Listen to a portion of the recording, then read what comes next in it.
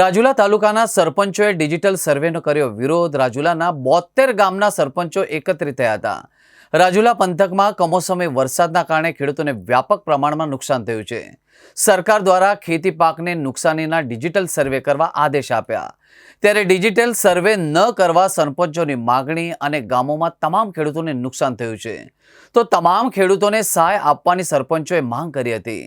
તાલુકા વિકાસ અધિકારી સમક્ષ 72 ગામોમાં સર્વે ન કરવા સરપંચોએ રજૂઆત કરી હતી।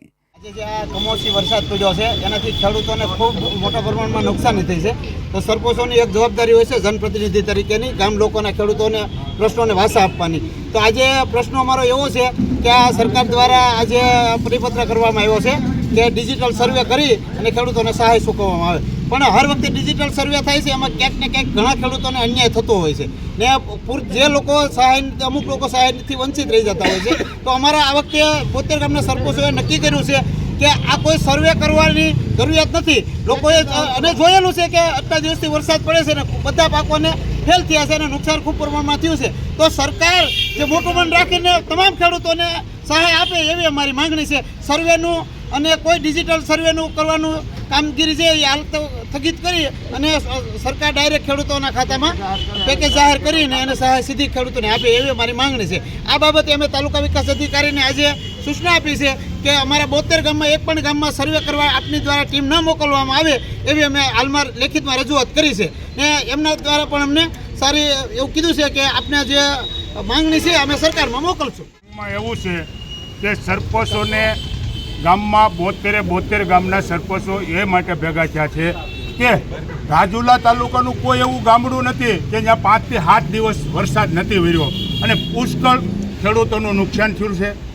તમામ વસ્તુમાં નુકસાન થયું છે, ડુંગળીની અંદર, કપાસની અંદર, સિંગ, તૂર 100% નુકસાન છે।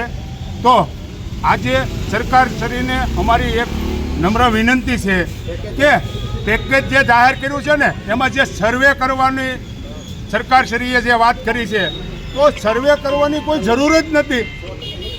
100% તો નુકસાન છે, તમામ ગામડોની અંદર છે। આજે મિનિટરો પણ સર્વે કરી ગયા છે, મિનિટરો પણ પોતે જોઈ ગયા છે।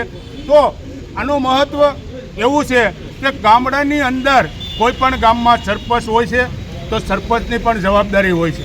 તો સરપંચની જવાબદારીમાં એવું બને છે કે 7 દિવસની અંદર સર્વે કરવામાં આવે છે, તો કોઈ સંજોગે કોઈ ગામની અંદર મોટા ગામની અંદર 5 ખેડૂત 12 ગામ ગયા હોય અને કાલે કરશું પરમ દિવસ કરશું એમ કરતાં મગજમાંથી નીકળી ગયો અને એ 5 ખેડૂત વંચિત રહી જાય કે સહાય વગેરેના રહી જાય તો ગામના સરપંચની માથે પાયરો ટોપલો ઢોળાય છે।